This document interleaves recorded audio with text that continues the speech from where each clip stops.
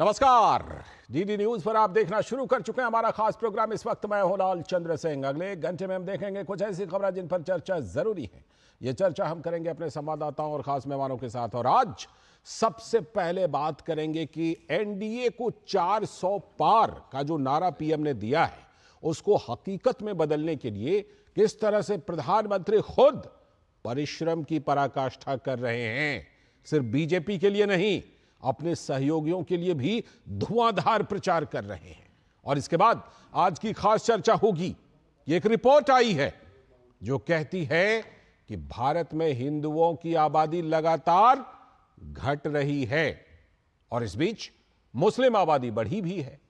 तो ये जो रिपोर्ट है, इस रिपोर्ट के क्या मायने हैं, क्या इसका असर पड़ सकता है, इस पर खास चर्चा करेंगे अपने खास मेहमानों के साथ।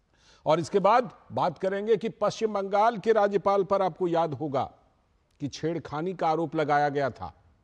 तो राज्यपाल, जिसे कहते हैं offence is the best defence, एकदम आक्रामक मुद्रा में आम लोगों को आमंत्रित कर रहे हैं कि आइए राजभवन का सीसीटीवी फुटेज चेक कीजिए। तो राज्यपाल के इस कदम पर भी करेंगे बात। होंगे तमाम सवाल जवाब, लेकिन सबसे पहले इस वक्त की हेडलाइंस। 65 सालों में भारत में घटी हिंदुओं की आबादी, जबकि 43.15% बढ़ी मुसलमानों की आबादी पर बीजेपी ने कांग्रेस को लिया आड़े हाथ। कहा कांग्रेस के मुस्लिम तुष्टीकरण से बढ़ा आबादी का अंतर, समान नागरिक संहिता लागू करने की वकालत की।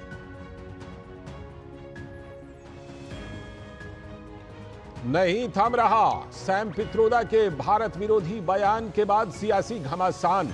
उत्तर प्रदेश के सीएम योगी आदित्यनाथ ने कहा वे कांग्रेस की बांटो और राज करो की नीति को कर रहे हैं बयान। कांग्रेस ने पित्रोदा के इस्तीफे के बाद बयानों से बनाई दूरी। लोकसभा चुनाव के रण में तेज हुआ सियासी जंग। भाजपा नेता नवनीत राणा ने एआईएमआईएम नेता अकबरुद्दीन ओवैसी के 2013 के एक बयान पर दिया करारा जवाब। एआईएमआईएम प्रमुख असदुद्दीन ओवैसी ने किया पलटवार।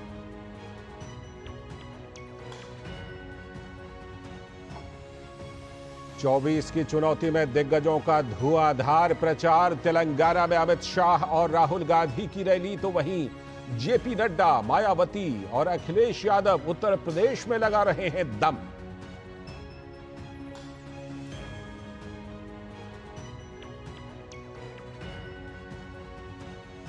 देश में बढ़ी अमीरों की संख्या। विदेश में बसे भारतीयों ने रिकॉर्ड 111 अरब डॉलर भेजे। एक रिपोर्ट के मुताबिक यह आंकड़ा छूने वाला भारत पहला देश।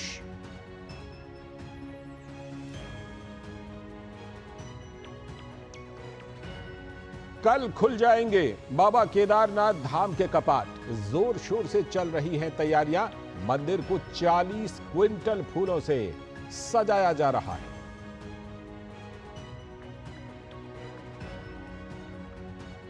पश्चिम बंगाल के राज्यपाल सीवी आनंद बोस ने कहा सच का सामना करने के लिए हैं तैयार। राजभवन के सीसीटीवी फुटेज को चेक करने के लिए आम नागरिकों को किया आमंत्रित। राज्य पुलिस ने राज्यपाल के खिलाफ एक महिला के छेड़छाड़ मामले को किया है दर्ज।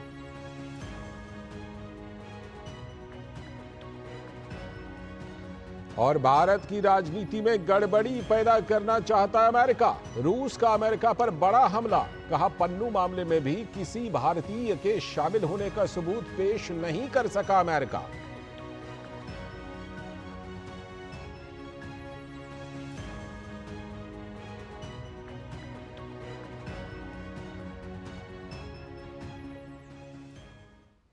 तो ये थी इस वक्त की हेडलाइंस और अब देखते हैं खबरों को विस्तार से। और सबसे पहले आज का सबसे पहला एजेंडा, और सबसे पहला एजेंडा जो है वो ये कि 400 पार करने के लिए प्रधानमंत्री नरेंद्र मोदी खुद किस तरह से अथक परिश्रम कर रहे हैं। तो 400 पार के लिए पीएम का परिश्रम। तो प्रधानमंत्री नरेंद्र मोदी लगातार चुनाव प्रचार कर रहे हैं। एनडीए 400 पार नारे को कामयाब बनाने में जुटे प्रधानमंत्री नरेंद्र मोदी कर रहे हैं ताबड़तोड़ रैलियां। महाराष्ट्र और बिहार की 98 सीटों के लिए पीएम मोदी ने की है दर्जनों रैलियां और रोड शो। और पीएम ने अब तक महाराष्ट्र में 14 रैलियां की हैं, जो जल्द ही बढ़कर 17 या 18 तक जा सकती हैं। जबकि 2019 में महाराष्ट्र में पीएम मोदी ने 9 रैलियां की थी, तो इस बार करीब 2 गुनी तो वो करने वाले हैं। बिहार की बात कीजिए तो वहां भी पीएम 6 रैलियां कर चुके हैं और 12 और 13 मई को फिर से 2 दिन के लिए बिहार में पीएम का चुनावी कार्यक्रम है। पीएम मोदी ने सहयोगी दलों के लिए भी किया है ज्यादा प्रचार। गठबंधन के दलों को भी जिताने की पूरी कोशिश पीएम मोदी की। पीएम उन सीटों पर भी आक्रामक रूप से प्रचार कर रहे हैं जहां भाजपा के सहयोगी दल चुनाव लड़ रहे हैं। दूसरी ओर विपक्षी इंडी गठबंधन की बात कीजिए तो क्षेत्रीय पार्टियां खुद ही संघर्ष कर रही हैं और कोई संयुक्त रैली दिखाई नहीं पड़ रही। लोकसभा चुनाव में जनता से संवाद करने में ऐसा लग रहा है कि भारतीय जनता पार्टी काफी आगे दिखाई पड़ रही है और पीएम लगातार इसके लिए चुनावी कार्यक्रम कर रहे हैं। पीएम जनसभा कर रहे हैं, रोड शो कर रहे हैं, लगातार पीएम अथक परिश्रम कर रहे हैं। तो प्रधानमंत्री नरेंद्र मोदी ने राहुल गांधी और तेजस्वी यादव पर निशाना साधते हुए कहा कि दोनों शहजादों का रिपोर्ट कार्ड तो एक ही जैसा है। जैसे एक शहजादे दिल्ली में है, वैसे ही एक शहजादे पटना में भी है। एक शहजादे ने बचपन से पूरे देश को और दूसरे शहजादे ने पूरे बिहार को अपनी जागीर समझा है। इन दोनों शहजादों के रिपोर्ट कार्ड एक जैसे ही हैं। इनके रिपोर्ट कार्ड में सिवाय घोटालों और बेलगाम कानून व्यवस्था के सिवाय कुछ भी नहीं है। याद कीजिए कैसे बिहार में अपहरण उद्योग चलता था, कैसे बड़े बड़े घोटालों से बिहार के खजाने को लूटा जाता था, कैसे शाम होते ही हमारी बहन बेटियां घर से निकलने में डरती थी। तो प्रधानमंत्री लगातार हमला बोल रहे हैं, प्रचार कर रहे हैं, धुआंधार प्रचार कर रहे हैं। तो कांग्रेस की नेता प्रियंका गांधी वाड्रा ने प्रधानमंत्री नरेंद्र मोदी के लिए कहा है कि वो पूरी तरह जनता से कट गए हैं। उनके आसपास किसान या गरीब नजर ही नहीं आते, वो किसी के घर नहीं जाते, जबकि इंदिरा गांधी जी लोगों के घर जाती थी और लोगों से मिलती थी। ये लोग कट गए हैं जनता से पूरी तरह से। अब मोदी जी को जब भी देखते हैं टीवी पे, कभी उनके आसपास कोई गरीब नहीं रहता, कोई किसान नहीं रहता, ये किसी के घर नहीं जाते। तो किस तरह से प्रधानमंत्री नरेंद्र मोदी 400 पार के लिए अथक परिश्रम कर रहे हैं और खासतौर पर महाराष्ट्र और बिहार में सहयोगी दलों के लिए धुआंधार प्रचार कर रहे हैं। तो हमारे दो संवाददाता हमारे साथ इस समय जुड़ रहे हैं, राजेश राज हमारे साथ बिहार से बेगूसराय से दिखाई पड़ रहे हैं और शिशिर शेलार भी हमारे साथ जुड़ गए हैं, शिशिर शेलार मुंबई से। मैं सबसे पहले शिशिर आपके पास आता हूं, फिर राजेश के पास आऊंगा। पिछली बार शिशिर प्रधानमंत्री ने 2019 में 9 रैलियां की थी, अब करीब 2 गुनी होने वाली है और खास बात यह है कि अपने सहयोगी दलों के लिए भी बड़ा धुआंधार प्रचार कर रहे हैं। विपक्ष की कोई संयुक्त रैली नहीं दिखाई पड़ रही शिशिर। बिल्कुल बिल्कुल, देखिए इस बार अगर महाराष्ट्र की बात करें तो महाराष्ट्र में थोड़ी जटिलता है, खासतौर पर जब पार्टियों के जिस प्रकार से गठबंधन हुआ है। हालांकि इसके मद्देनजर में देखा कि जिस प्रकार से धुआंधार महाराष्ट्र में रैली हो रही है, इस बार हालांकि अब तक अगर देखा जाए तो 13 से 14 रैलियां हो चुकी है, लेकिन अब चूंकि महाराष्ट्र में चौथे और 5वें चरण का चुनाव होने वाला है, तो ऐसे में उत्तर महाराष्ट्र का इलाका है, खासतौर पर हम बात करें नासिक, नंदुरबार, धुले जो इलाका है, यहाँ पर जो है मतदान किया जाएगा और साथ ही साथ जो 5वें चरण में मुंबई में किया जाएगा, मुंबई, पालघर, थाने और भिवंडी का जो इलाका है, यहाँ पर ये मतदान होने वाला है। तो ऐसे में ये जो प्रमुख अगर कहें हम कि जो चुनाव चरण रहेंगे महाराष्ट्र के लिहाज से, खासतौर पर जो 5वां चरण रहेगा वो काफी बेहद ही इंपॉर्टेंट रहेगा। हालांकि इसमें जानकारी में प्राप्त हो रही है कि प्रधानमंत्री जो है नंदुरबार में उनकी सभा होने वाली है कल, साथ ही साथ उसके बाद प्रधानमंत्री जो है मुंबई का रुख करेंगे। मुंबई में भी उनकी सभा होगी, मुंबई से सटे हुए थाने में कल्याण में भी उनकी सभा होगी। तो ऐसे में जैसे आपने कहा कि सिर्फ बीजेपी के लिए नहीं बल्कि जो बस गठबंधन है उसमें अगर बात करें हम, तकरीबन 15 सीटों पर शिवसेना लड़ रही है, 4 सीटों पर एनसीपी लड़ रही है, तो बाकी सीटों पर बीजेपी लड़ रही है। इसके बावजूद हमने देखा कि प्रधानमंत्री ने मराठवाड़ा हो, विदर्भ की शुरुआत करें हम सबसे पहले तो विदर्भ की बात करें तो विदर्भ में शुरुआत जब की थी तो चंद्रपुर से की थी। उसके बाद जो दूसरी रैली उन्होंने की थी वो रामटेक में की थी, जो कि शिवसेना की सीट, हालांकि एकनाथ शिंदे की सीट है, वो वहां से शुरुआत की थी। उसके बाद मराठवाड़ा और अब जो है उत्तर महाराष्ट्र और मुंबई में प्रधानमंत्री आएंगे। तो ऐसे में रैलियों की संख्या पिछले मुकाबले ज्यादा बढ़ी है। इसमें एक बात स्पष्टता है कि जिस प्रकार से इंडिया गठबंधन एक साथ आकर लड़ रहा है और खासतौर पर जो भी वीआईपी कैंपेनर्स हैं, फिर हम बात करें प्रधानमंत्री की, साथ ही साथ अमित शाह की, जो बड़े कैंपेनर्स हैं वो महाराष्ट्र में इस वक्त हालांकि एक साथ संयुक्त रैली कर रहे हैं। लेकिन वही इंडी गठबंधन की बात करें तो राहुल गांधी हो या फिर इंडी गठबंधन के बड़े नेता हो, उनकी इस प्रकार से बड़ी संयुक्त रैलियां इतने बड़े पैमाने पर नहीं दिखाई पड़ रही हैं। ठीक, मैं लौटता हूं आपके पास राजेश, बिहार का तो और भी दिलचस्प आंकड़ा है कि प्रधानमंत्री ने अभी तक जितने कार्यक्रम किए हैं उसमें बीजेपी के कैंडिडेट से ज्यादा उन्होंने शायद सहयोगी कैंडिडेट के लिए ज्यादा प्रोग्राम किए हैं। दूसरी तरफ क्या दिखाई पड़ रहा है कि तेजस्वी यादव क्या कांग्रेस के लोग जहां से लड़ रहे हैं उधर से कोई प्रचार कर रहे हो, या कांग्रेस जो है वो आरजेडी के कैंडिडेट के लिए कहीं प्रचार कर रहे हो? देखिए, बिल्कुल आपने सही कहा लालचंद्र कि बिहार में प्रधानमंत्री की अब तक 7 रैलियां हो चुकी हैं। हम अगर पहले फेज की बात करें तो पहले फेज में 4 सीटें थी, 4 में 3 सीटों पर वो प्रचार के लिए आए, जिसमें नवादा में सिर्फ भारतीय जनता पार्टी के प्रत्याशी सीपी ठाकुर के बेटे विवेक ठाकुर के लिए उन्होंने प्रचार किया। जबकि जमुई की बात करें तो रामविलास पासवान के दामाद जो है अरुण भारती चुनाव मैदान में थे, लोजपा के लिए प्रचार किया। गया में जीतन राम मांझी जो राज्य के पूर्व मुख्यमंत्री हैं उनके लिए उन्होंने प्रचार किया। दूसरे चरण की तरफ जब हम बढ़े तो अररिया में भारतीय जनता पार्टी के प्रत्याशी के लिए, पूर्णिया में फिर उन्होंने संतोष कुशवाहा जेडीयू के लिए प्रचार किया, मुंगेर में ललन सिंह के लिए उन्होंने प्रचार किया, और जब दरभंगा की रैली में वो आए तो दरभंगा में उन्होंने भारतीय जनता पार्टी के प्रत्याशी गोपाल जी ठाकुर के लिए चुनाव प्रचार जरूर किया। लेकिन वहां पर दरभंगा की जो सीमा है वो 4 संसदीय क्षेत्रों से लगती है, जहां पर झंझारपुर पर भी आरपी मंडल जेडीयू और संभवी चौधरी जो राज्य की काबीना मंत्री हैं अशोक चौधरी, उनकी बेटी समस्तीपुर से चुनाव मैदान में है, वो भी मंच पर मौजूद थी। इसके अलावा अगर बात करें तो अशोक यादव मधुबनी से जो हुकुमदेव नारायण के बेटे हैं उनके लिए तो 4 लोकसभा क्षेत्रों को समाहित कर दरभंगा में उनका प्रचार हुआ। तो कुल मिलाकर अगर हम देखें तो प्रधानमंत्री की जो 3 फेज में अब तक रैलियां हुई हैं, इन तीनों फेज में जनता दल यूनाइटेड और लोक जनशक्ति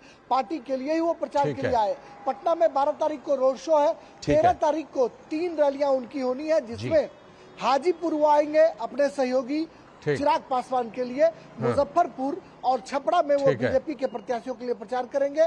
तेजस्वी अकेले चुनाव प्रचार कर रहे हैं, कांग्रेस के लिए सिर्फ राहुल गांधी भागलपुर आए थे, लेकिन कोई ज्वाइंट बड़ी रैली राहुल उस तरह की अभी नहीं दिखाई पड़ रही, यानी कुल मिला के लगभग प्रयास भी नहीं हुआ। महाराष्ट्र जैसी ही हालत लगभग बिहार में ही है। बहुत बहुत शुक्रिया राजेश आपका भी और शिशिर आपका भी जुड़ने के लिए। अभी वक्त है एक ब्रेक का, और ब्रेक के बाद जब लौटेंगे तब करेंगे आज की खास चर्चा। और आज की खास चर्चा एक गंभीर रिपोर्ट पर जो बता रही है कि भारत की डेमोग्राफी, आबादी जो है उसका अनुपात किस तरह से बदल रहा है। बने रहिए डीडी न्यूज के साथ। 3 करोड़ बहनों को लखपति दीदी बनाएंगे, ये है मोदी की गारंटी।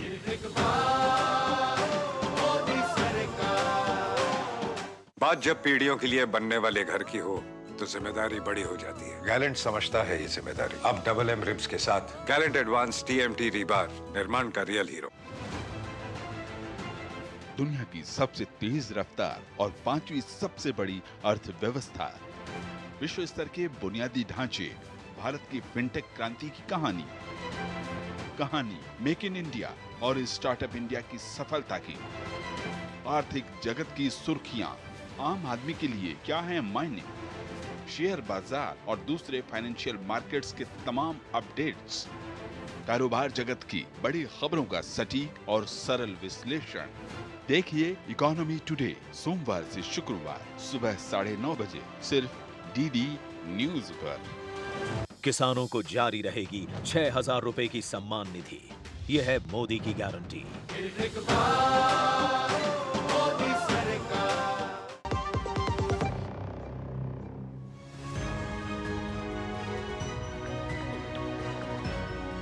स्वागत है। ब्रेक के बाद आप डीडी न्यूज पर देख रहे हैं। इस वक्त अब बारी आ गई आज की खास चर्चा की, और आज की खास चर्चा हम करने वाले हैं कि रिपोर्ट आई है। वो रिपोर्ट बता रही है कि किस तरह से भारत में धार्मिक आधार पर आबादी का अनुपात बदल रहा है। तो ये रिपोर्ट क्या है, सबसे पहले ये रिपोर्ट हम आपको दिखाते हैं। आर्थिक सलाहकार परिषद की हालिया रिपोर्ट से चौंकाने वाले खुलासे हुए हैं। क्या कुछ हैं वो चौंकाने वाले खुलासे और तथ्य? भारत में करीब 43% मुस्लिम आबादी बढ़ी तो बहुसंख्यकवाद का जो नैरेटिव दिया जाता है वो तो बिल्कुल हवा हो गई। रिपोर्ट के मुताबिक भारत में 1951 से हिंदुओं की आबादी में लगभग 8% की कमी आई है, नोट कीजिएगा, जबकि इसी दौर में मुस्लिम आबादी करीब 43% बढ़ गई है। चुनावी मौसम में इस पर राजनीतिक बहस जारी है। जब इस तरह से ये रिपोर्ट आई है इस समय तो बहस तो होगी, लेकिन सबसे बड़ा सवाल यह है कि भारत में अल्पसंख्यक के उत्पीड़न को लेकर जितना नैरेटिव गढ़ा गया वो सब तो पूरा का पूरा झूठ निकला। पाकिस्तान को देखिए, बांग्लादेश को देखिए, अफगानिस्तान को देखिए, जहां हिंदू विलुप्त होते जा रहे हैं, यानी वहां अल्पसंख्यक वहां पर विलुप्त हो रहे हैं। पाकिस्तान में 18% आबादी होती थी हिंदुओं की, अभी 1.18% पर सिमट गई। कहां चले गए वो लोग? बांग्लादेश में 24% हुआ करती थी, अभी 8.2% रह गई, जबकि इसी दौर में मुस्लिम आबादी काफी बढ़ी है, ये आंकड़े कहते हैं। भारत में अल्पसंख्यकों को लेकर कभी भेदभाव नहीं किया गया, इसकी पुष्टि तो ये आंकड़े भी कर रहे हैं। पीएम की इकोनॉमिक काउंसिल की स्टडी में 1950 में मुस्लिमों की आबादी 9.84% थी और 2015 तक ये 14.9% हो चुकी है। तो प्रियंका गांधी कह रही हैं कि सवाल तो महंगाई और बेरोजगारी का है, तो बात भी इसी पर होनी चाहिए, यानी वो इस पर बात नहीं करना चाहते। राहुल गांधी इकोनॉमिक सर्वे की बात करते हैं और जिसकी जितनी आबादी उतना हक का नारा देते हैं, ये तो आपने सुना ही होगा, लगातार दे रहे हैं नारा। बीजेपी नेता कांग्रेस पर अब निशाना साध रहे हैं कि ये लोग भारत को इस्लामिक स्टेट बनाना चाहते हैं। ये भाजपा का हमला है। कुछ नेता जनसंख्या नियंत्रण कानून की आवश्यकता पर जोर भी देते हैं कि ये जरूरी है भारत के लिए। लेकिन सबसे बड़ा सवाल देखिए, सीएए कानून के तहत बांग्लादेश, पाकिस्तान, अफगानिस्तान के पीड़ित अल्पसंख्यकों को जब नागरिकता दिया जाता है तो इसका विरोध करते हैं, कहते हैं लागू नहीं होने देंगे। समान नागरिक संहिता का भी विरोध करते हैं। क्यों भाई, उसका विरोध क्यों? तो ये सवाल तो खड़े होते हैं। तो मुस्लिम को लेकर विक्टिम कार्ड आखिर क्यों खेला जाता है, जबकि आप देखिए ये आंकड़े क्या बता रहे हैं। आंकड़े तो यही बता रहे हैं कि जनसंख्या का बढ़ता घनत्व देश की लोकतांत्रिक व्यवस्था को प्रभावित करता है और उसका असर होता है। तो ये रिपोर्ट बहुत कुछ कहती है। वरिष्ठ अर्थशास्त्री और प्रधानमंत्री आर्थिक सलाहकार परिषद की सदस्य डॉक्टर शमिका रवि ने अपनी रिपोर्ट के हवाले से बताया है कि भारत में हिंदुओं की आबादी 65 सालों में घटी है, जबकि मुस्लिम समुदाय की आबादी बढ़ी है। 65 साल का एक्सपीरियंस तो पूरे देश में अगर आप देखते हैं तो हिंदू जो मेजॉरिटी रिलीजन है उसका शेयर 7.82% घटा है जी। और जो माइनॉरिटी अगर आप देखें तो सिर्फ मुस्लिम माइनॉरिटी नहीं, आपको हर एक माइनॉरिटी का स्टेटस देखना होगा, इन सभी का बढ़ा है सिवाय Jains and Parsis which have actually fallen उनका बट कलेक्टिव अगर आप देखें और specifically in majority in minority groups का देखें तो इनका शेयर बढ़ा है। तो जब ये रिपोर्ट आई तो आरजेडी के नेता तेजस्वी यादव ने हिंदू आबादी पर निशाना साधते हुए कहा कि भाजपा और प्रधानमंत्री का यही एजेंडा है, ये फिर से लोगों को ठगना चाहते हैं। आप देखिएगा जो सेंसस होना था 21-22 में, आज 24 हो गया, अभी तक तो हुआ नहीं। ये केवल देश की जनता को भ्रम में डालना और लोगों में नफरत फैलाने की बात ये लोग कर रहे हैं। ये पूरी तरीके से प्रधानमंत्री जी, भाजपा के लोगों का यही एजेंडा है। तो भाजपा की भी प्रतिक्रिया आई और प्रवक्ता सुधांशु त्रिवेदी ने प्रधानमंत्री आर्थिक सलाहकार परिषद की रिपोर्ट पर कहा कि विपक्ष कहता है कि आरक्षण जनसंख्या के आधार पर देगा, लेकिन एक समुदाय विशेष की जनसंख्या बढ़ने की स्थिति में किसके आरक्षण में कटौती की जाएगी? डाटा पब्लिक डोमेन में हमेशा से था, केवल वो सामने आया है और इसने सामने आकर कुछ बड़े सवाल खड़े किए कि जिस रफ्तार से ये पॉपुलेशन बढ़ी है और कांग्रेस कह रही है कि हम संख्या के आधार के ऊपर भागीदारी देंगे रिजर्वेशन में, तो कांग्रेस किसका रिजर्वेशन काटेगी? इसका मतलब SC, ST, OBC का आरक्षण कटेगा क्योंकि संख्या बढ़ती चली जाएगी।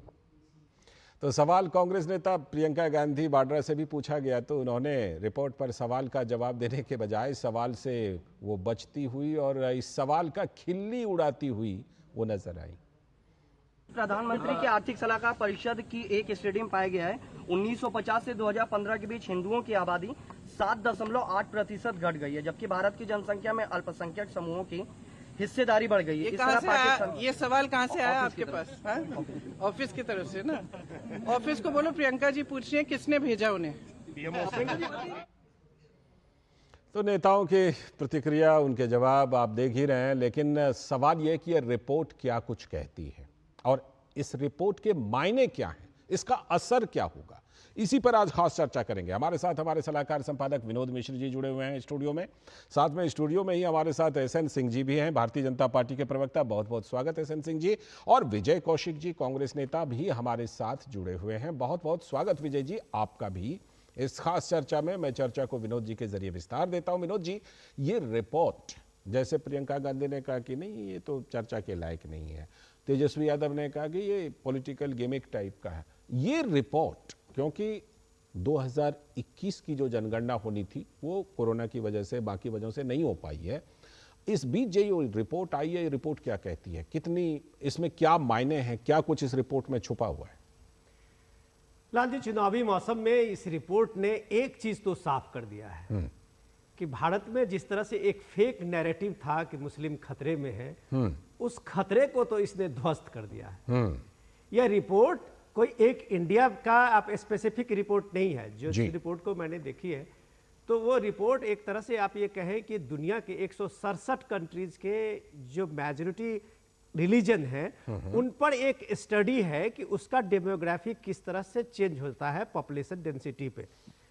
ये रिपोर्ट जब आप देखते हैं तो इसके साथ में कंपैरिजन देखते हैं और कई स्टेट के, अपने पड़ोसी में स्टेट को ही देखें तो वहाँ ये रिपोर्ट में जब आप देखते हैं, चाहे पाकिस्तान हो, बांग्लादेश हो, भारत हो, म्यांमार हो, और ये सारी जगह पे देखें तो उन सारी जगहों पे अगर आप पाकिस्तान को देखें तो वहाँ जो बहुसंख्यक मुस्लिम समुदाय हैं उनके पॉपुलेशन में लगातार का एक जंप है और काफी वृद्धि हुई है, बांग्लादेश में हुई है।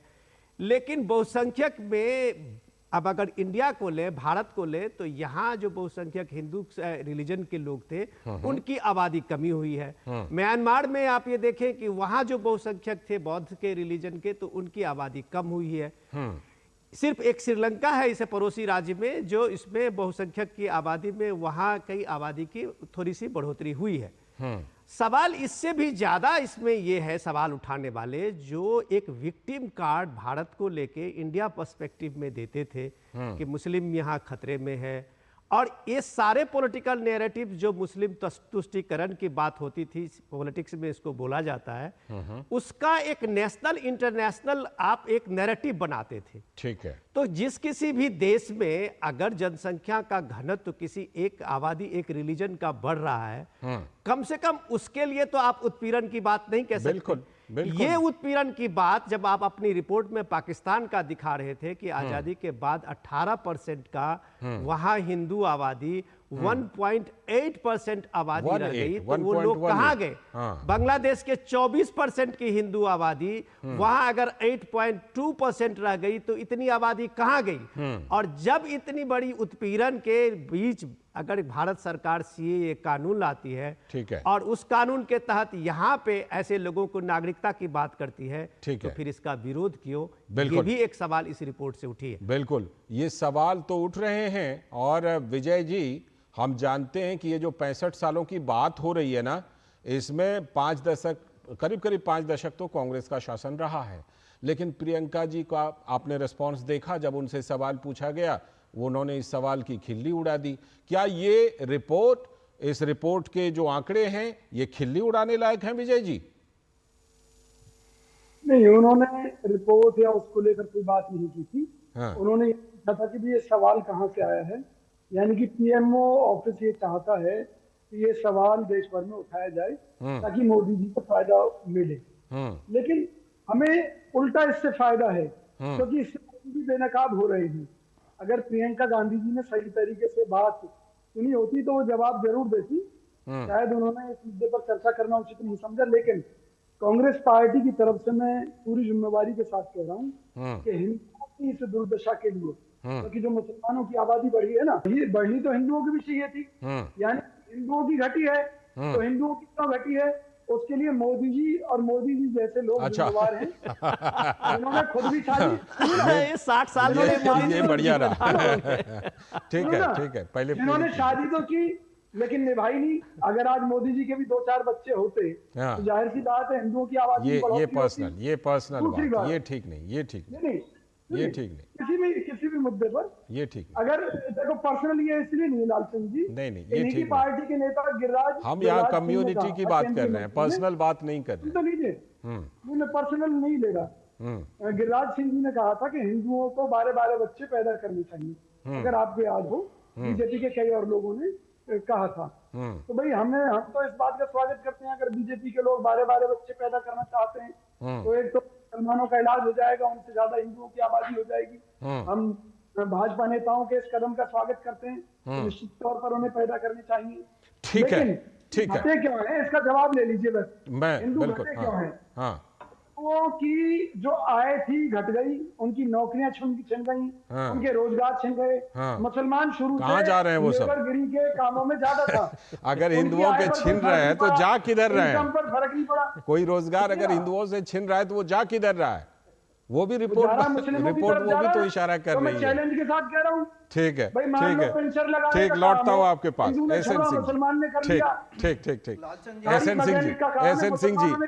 एसएन सिंह जी, ये रिपोर्ट आई है, मैं मान लिया, लेकिन क्या इस रिपोर्ट के आधार पर आप कांग्रेस पर ये कह रहे हैं कि भाई आप इस्लामिक स्टेट बना रहे हैं? देखिए लालचंद जी, अभी डिस्कशन में ही आप देखे कि कांग्रेस के एक बड़ी वरिष्ठ प्रवक्ता यहाँ पे कैसे कैसे भाषा का प्रयोग कर रहे हैं। एक चिंताजनक रिपोर्ट आती है और मुझे लगता है कि वो भी भारत में उनको चिंता करनी चाहिए। भारत में सभी धर्म के लोग रहते हैं, लेकिन जब किसी चीज में सामंजस्य नहीं रहता है तो मुझे लगता है कि वो चाहे गाड़ी हो, साइकिल हो या जीवन की गाड़ी हो, उसमें जब सामंजस्य नहीं रहता है तो निश्चित तौर पे अनबैलेंस हो जाती है और वहां पे दुर्घटना होने की संभावना रहती है। और आपने अपने रिपोर्ट में भी दिखाया, जग जाहिर है कि पड़ोसी मुल्क जो बांग्लादेश है, पाकिस्तान है, अफगानिस्तान है, वहां किस तरह से बहुसंख्यक आबादी जो मुस्लिम आबादी थी वो बढ़ी और हिंदू आबादी घट गई। उसके उल्टे भारत में जो बहुसंख्यक आबादी वो घटी और जो अल्पसंख्यक आबादी मुस्लिम आबादी थी वो बढ़ गई। तो निश्चित तौर पे ये चिंता का विषय होता है कि भारत जो सभी को एक साथ लेकर चलता है, अगर वहां पे 12 ऐसे राज्य हैं जहां सिर्फ मुस्लिम आबादी बढ़ जाती, बहुत सारे ऐसे जिले हैं, बहुत सारे ऐसे लोकसभा और विधानसभा है जहां सिर्फ एक धर्म की आबादी बढ़ जाती है तो आजादी खतरे में पड़ जाती है। लोगों ने देखा, हैदराबाद, केरल और कलकत्ता में देखा है। लेकिन एसएन सिंह जी, विपक्ष में चाहे आपने अभी प्रियंका गांधी की प्रतिक्रिया देखी, तेजस्वी यादव की प्रतिक्रिया देखी, वो तो इस रिपोर्ट को मतलब गंभीर मानने के लिए या इस पर तवज्जो देने के लिए ही तैयार नहीं है। देखिए क्यों नहीं है, क्योंकि जब खुलेबंदी और नसबंदी कार्यक्रम लेकर कांग्रेस आई, जब आप कभी भी कांग्रेस, समाजवादी पार्टी या आरजेडी को ये नहीं देखे होंगे कि वो धर्मांतरण का विरोध करे। क्यों नहीं करेंगे? क्योंकि उनको तुष्टिकरण करना, उनको वोट चाहिए। वोट जिहाद तो आपके सामने ही निकल के आया, वोट जिहाद होगा कैसे?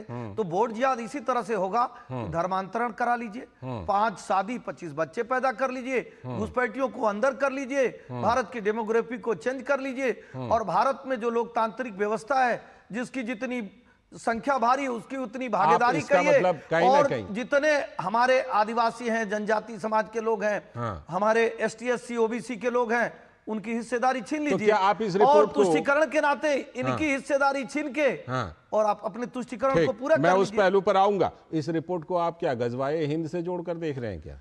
देखिए निश्चित तौर पे ये तो जरूर कहा जाएगा, ये सोची समझी चाल है कांग्रेस की। वो शुरू से ये चाहती थी कि इसी तरह के कार्यों को किया जाए और जो बहुसंख्यक लोग हैं भारत में उनकी आबादी घटे और हमारे वोट की आबादी बढ़े, चाहे वो धर्मांतरण के माध्यम से बढ़े, घुसपैठ के माध्यम से बढ़े या यूसीसी 9 लागू होने पाए, इस माध्यम से बढ़े, हम तुष्टीकरण का कार्य करें और भारत में भी लोकतंत्र करें। ठीक, लौटता हूं विनोद जी।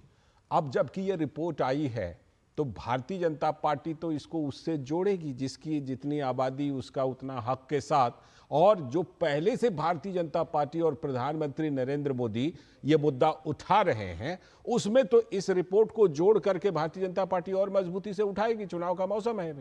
देखिए लाल जी, मैं जितना अभी तक रिएक्शन देखा हूं, अभी तक जो पॉलिटिकल रिएक्शन, उसमें मैंने बीजेपी के शीर्ष नेतृत्व की तरफ से ऐसा कोई भी इस तरह का रिएक्शन नहीं देखा है जिसमें हिंदू और मुसलमान की बात हो।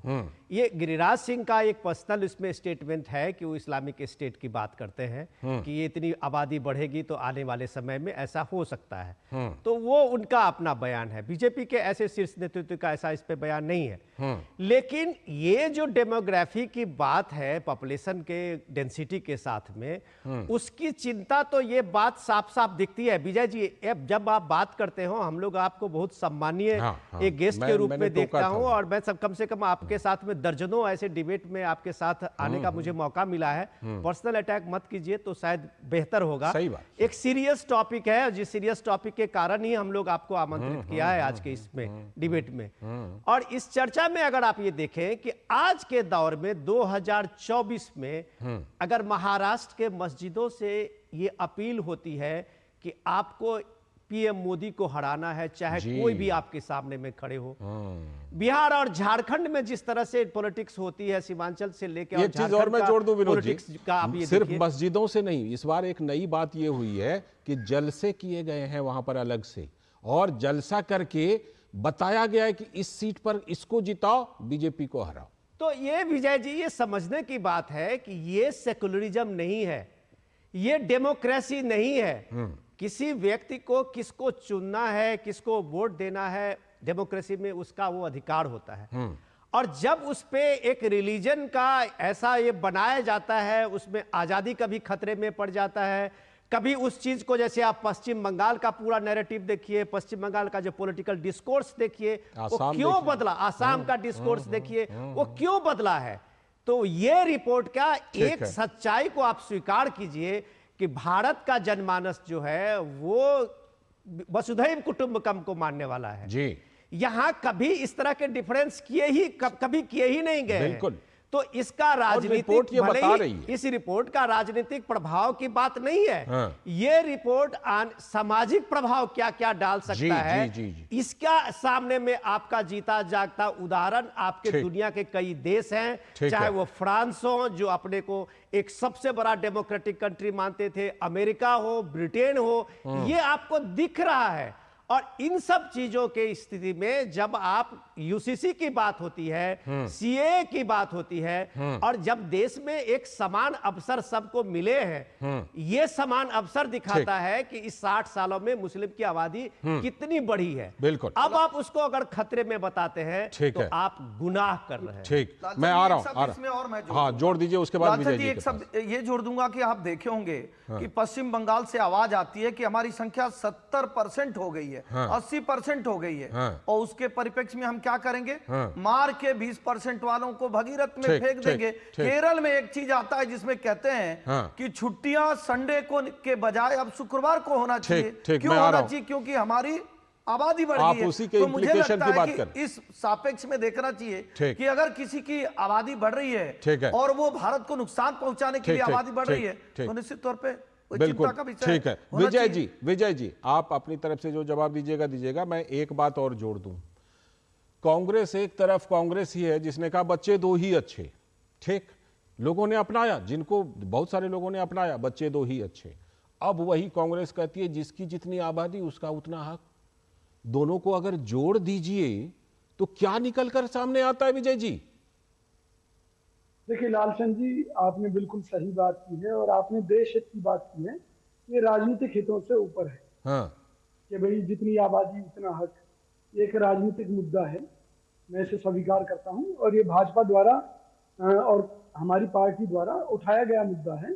ऐसी बात नहीं है कि मोदी जी जात पात की राजनीति ना कर रहे हों, उन्हीं के कारण आज कांग्रेस को ये सब बातें करनी पड़ रही हैं। लेकिन जहां तक इस मुद्दे का आबादी वाला सवाल है, ये जो रिपोर्ट है ये सिर्फ एक फर्जीवाड़ा है। मैं आपको फर्जीवाड़ा है? बताता हूँ। अच्छा, हाँ बिल्कुल, मैं चैलेंज करता हूँ, क्योंकि अभी तक पिछली जितनी भी रिपोर्ट्स आई उसमें ये बताया गया कि हिंदुओं की भी आबादी घटी है, मुसलमानों की भी घटी है, क्योंकि जो भाई आज की डेट में शिक्षा कितनी महंगी हो गई, इलाज कितना महंगा हो गया, जीवन जीना कितना महंगा हो गया। मैं ऐसे बहुत से मुसलमानों को जानता हूँ जिन्होंने आज एक दो बच्चे पैदा किए, इसी तरह से हिंदुओं ने भी कम करने शुरू कर दिए। ये हालात की बात है, ये सच्चाई है। फिर भी मैं ये कहता हूँ कि भाई अगर मुस्लिम आबादी बढ़ी है तो मोदी जी आप अपनी ईमानदारी से बताइए कि आप इसको रोकने के लिए क्या करेंगे। जनसंख्या नियंत्रण कानून बनेगा तो सपोर्ट करेंगे क्या? कांग्रेस समर्थन देगी? मैं ये कह रहा हूं कि अगर देश खतरे में है तो कांग्रेस उसे बचाने की लड़ाई लड़ेगी। इसमें क्या कहा जाए? जब प्रियंका गांधी इस पर जो है सवाल कोई नहीं ले रही है तो क्या कहा जाए, बताइए कैसे भरोसा करें? वो उनका देखिए, हर सवाल का जवाब जरूरी नहीं है कि भाई प्रियंका गांधी जी दे। ठीक है, बड़ी सीधी सी बात बता रहा हूँ। लेकिन जब देश की बात आएगी, जब भी देश खतरे में हुआ है, कांग्रेस सत्ताधारी दल के साथ खड़ी हुई है। ठीक, मुझे आपने जो बात उठाई उस पर मुझे एसएन सिंह जी का जवाब एसएन सिंह जी इस पर मुझे आ रहा हूँ। ठीक, विजय जी आ रहा हूँ। विजय जी, एसएन सिंह जी मैं डायरेक्ट पूछना चाहता हूँ आपसे। एसएन सिंह जी, एक तो वो कह रहे हैं, सुनिए विजय जी सुन लीजिए भाई। एसएन सिंह जी, एसएन सिंह जी एक तो रिपोर्ट को फर्जीवाड़ा कह रहे हैं, दूसरी बात ये कि क्या जनसंख्या नियंत्रण कानून बहुत अच्छी दोनों बातें आप विजय जी सुनिए। पहली बात आज नहीं, पब्लिक डोमेन में जो चीजें हैं वो फर्जी नहीं हो सकती हैं। आप 1951 की जनगणना के अनुसार 84%, 84.1% हिंदू रहते हैं और 9.49% मुस्लिम होते हैं। और 2011 की जब जनगणना होती है उसमें 78% हिंदू, मतलब 84 से घट के 2021 की जनगणना का भी आंकड़ा जारी कीजिए। 14.9% वो जनगणना किसके समय में होती है? तो मुझे लगता है कुछ ऐसे लोग जो स्वयं झूठे होते हैं, उनके पार्टी के नेता भी झूठे होते हैं, उनके प्रवक्ता भी झूठे होते हैं, उनकी व्यवस्था भी झूठी होती है, वो किसी भी संस्थाओं पर ऐसे सवाल उठाने लगते हैं। पहली बात। दूसरी बात, हमारे देश के आदरणीय प्रधानमंत्री जी, सबके प्रधानमंत्री जी, आदरणीय गृह मंत्री जी ने चुनौती देते हुए कहा भारतीय जनता पार्टी की सरकार आती है और उत्तर प्रदेश, बहुत सारे राज्यों में भारतीय जनता पार्टी, उत्तराखंड में और भी राज्यों में भारतीय जनता पार्टी शुरुआत कर दी है कि हम देश में एक समान कानून ले आएंगे। दो कानून क्यों होना चाहिए? हम जनसंख्या नियंत्रण कानून पर भी बताइए, भी खिलाफ है। जनसंख्या नियंत्रण कानून पर भी बताइए जरा। लालचंद जी सवाल हमसे है? हाँ, आप ही से। जी बिल्कुल। देखिए, भारतीय जनता पार्टी हमेशा से इस बात की पक्षधर रही है कि कोई भी ऐसी चीज जो देश हित में, उसको आगे बढ़ाया जाएगा, जो देश हित में नहीं है उसको हटाने का कार्य किया जाएगा। बहुत सारे ऐसे कानून थे जो हमारे लिए उपेक्षित थे ही नहीं, उसको भारतीय जनता पार्टी की सरकार में हटा दिया गया।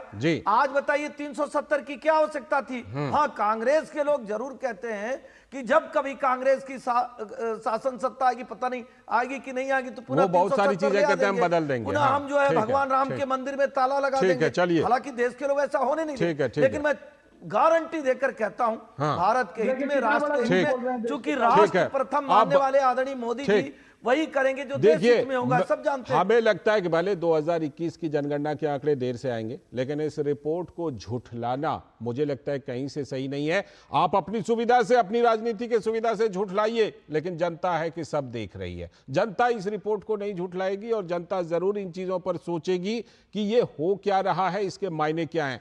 फिलहाल समय की कमी है। बहुत बहुत शुक्रिया विजय जी जुड़ने के लिए, एसएन सिंह जी जुड़ने के लिए, और विनोद जी आपका भी जुड़कर चर्चा को बढ़ाने के लिए बहुत बहुत शुक्रिया।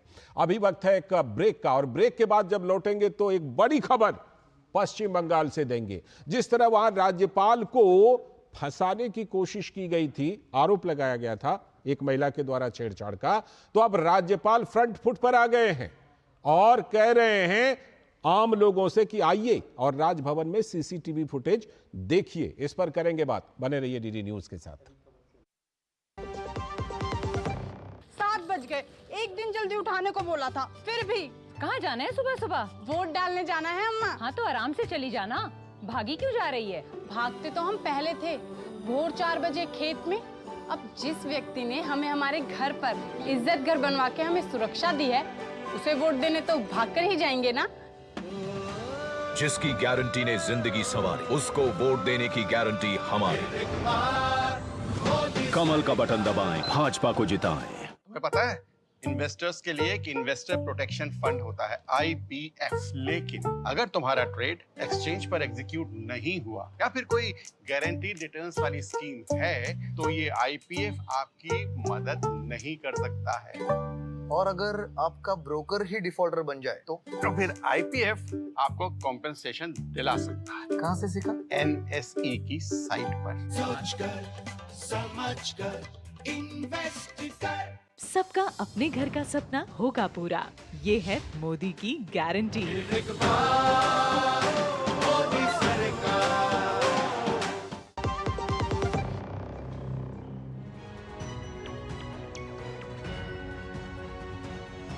स्वागत है ब्रेक के बाद। आप देख रहे हैं डीडी न्यूज पर इस वक्त, और जैसा कि ब्रेक पर जाने से पहले हमने बताया था, एक बड़ी खबर पश्चिम बंगाल से है। पश्चिम बंगाल के राज्यपाल, उनके ऊपर जो आरोप लगा है उसको लेकर फ्रंट फुट पर आ गए हैं। सच का सामना। पश्चिम बंगाल के राज्यपाल सीबी आनंद बोस ने कहा सच का सामना करने के लिए हैं तैयार। राज्यपाल ने राजभवन के सीसीटीवी फुटेज को चेक करने के लिए आम नागरिकों को आमंत्रित किया है। पश्चिम बंगाल पुलिस ने राज्यपाल के खिलाफ एक महिला की छेड़छाड़ वाले मामले को लेकर के दर्ज किया है, FIR दर्ज किया है, और पुलिस ने राज्यपाल को पूछताछ के लिए भी बुलाया है। तो राज्यपाल का आरोप है कि ममता सरकार उनको डराने की कोशिश कर रही है, और राज्यपाल ने अपने खिलाफ पुलिस जांच को बताया अवैध और असंवैधानिक। साथ ही राज्यपाल ने आज सुबह 100 आम नागरिकों को राजभवन बुलाया कि आइए सीसीटीवी फुटेज देखिए, आमंत्रित किया। सच का सामना कार्यक्रम के तहत सीसीटीवी फुटेज देखने के लिए इच्छुक लोग ईमेल भेज सकते हैं राजभवन में। राजभवन ने सीसीटीवी देखने के लिए इच्छुक लोगों के लिए फोन नंबर भी उपलब्ध कराया है। हम आपको वो भी बता देते हैं कि क्या क्या ईमेल और फोन नंबर है। देखिए आपके टेलीविजन स्क्रीन पर आ रहा है, ये दोनों जो है ईमेल आईडी है, यहां ईमेल कर सकते हैं आप और जाके देख सकते हैं सच को। राजभवन का लैंडलाइन नंबर भी है जो आप अपने टेलीविजन स्क्रीन पर देख रहे हैं, उस पर कॉल करके भी आप जा सकते हैं। तो सच का सामना करने के लिए राज्यपाल ने ममता सरकार के खिलाफ आक्रामक रुख अपना लिया है।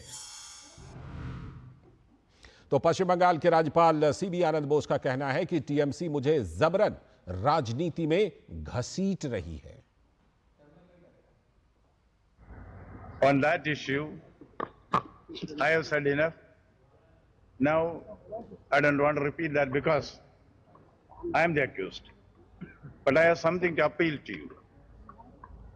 You know, governor is supposed to stay away from politics. Governor is an apolitical post. To the best of my conscience, I have tried to be above politics. Ask any political party. They all had access to me. And publicly, they've acknowledged that I was accessible to all of them, including the leaders of the ruling party. Now, I'm very sorry that the Chief Minister has dragged me into politics, especially at a time when the elections are going on. तो राज्यपाल ने यह खुला आमंत्रण दिया है। तो TMC की नेता शशि पांजा ने राज्यपाल पर आरोप लगाया कि उन्होंने पुलिस को जांच में सहयोग नहीं किया। गवर्नर के अगेंस्ट जब ये कंप्लेंट आई, पुलिस के पास जब महिला पहुंची, उसके बाद जब पुलिस ने सीसीटीवी फुटेज मांगा था, तब तो बोले कि आप मेरे राजभवन में प्रवेश नहीं कर सकते, सीसीटीवी फुटेज आपको नहीं मिलेगा। इस जांच के लिए गवर्नर हाउस में जो स्टाफ है, उनको गवर्नर ही धमकी देते हैं किसी से मत बात करना। ये स्टाफ से भी पूछताछ करना जरूरी है। प्रसेनजीत बख्शी हमारे संवाददाता जुड़ रहे हैं कोलकाता से इस खबर पर और ज्यादा जानकारी के साथ। प्रसेनजीत दा, जिस तरह से राज्यपाल पर आरोप लगे थे और जिस तरह से कहीं ना कहीं राज्यपाल को ये घेरने की कोशिश हुई, तो राज्यपाल ने फ्रंट फुट पर आकर खेलना बेहतर समझा, सच का सामना प्रोग्राम देकर के कि आइए और सीसीटीवी फुटेज को चेक कर लीजिए। देखिए लालचंद, मैं इस बात पर थोड़ा अगर 1 मिनट टाइम दे तो इस बात पर बाद में आना चाहता हूं। पहले ये समझ लीजिए कि ये वाम मोर्चे की समय से और आज तक जब किसी का मुकाबला करना पड़ता है और किसी से मुकाबला में कोई हार जाता है तो उसका कैरेक्टर असैसिनेशन करना ये बंगाल में पुराने रीत है। तो ये एक कैरेक्टर असैसिनेशन, मैं आपको कुछ उदाहरण गिनाता हूं। आपको पता है सुप्रीम कोर्ट की जस्टिस अशोक गंगोपाध्याय के बारे में उनका कैरेक्टर असैसिनेशन करने की कोशिश किया गया था। आपको पता है कि पहले वेस्ट बंगाल इलेक्शन कमीशन की चेयरपर्सन हुआ करती थी मीरा पांडे जी, उनकी हस्बैंड का कैरेक्टर असैसिनेशन करने की कोशिश किया गया है। आपको याद है कि अब कोलकाता हाईकोर्ट की सिटिंग जज है जस्टिस अमृता सिन्हा, उनकी हस्बैंड का कैरेक्टर असैसिनेशन करने की कोशिश किया गया है। तो ये जो कैरेक्टर असैसिनेशन की काम है ये वाम मोर्चे के पास से तृणमूल कांग्रेस ने काफी शानदार तरीका से सीख लिए हैं और इस कैरेक्टर असैसिनेशन में महिलाओं की सम्मान को इस्तेमाल करना ये तृणमूल कांग्रेस की एक नॉर्मल सिलेबस है। ठीक, अब राज्यपाल का पलटवार कैसा है इस बार?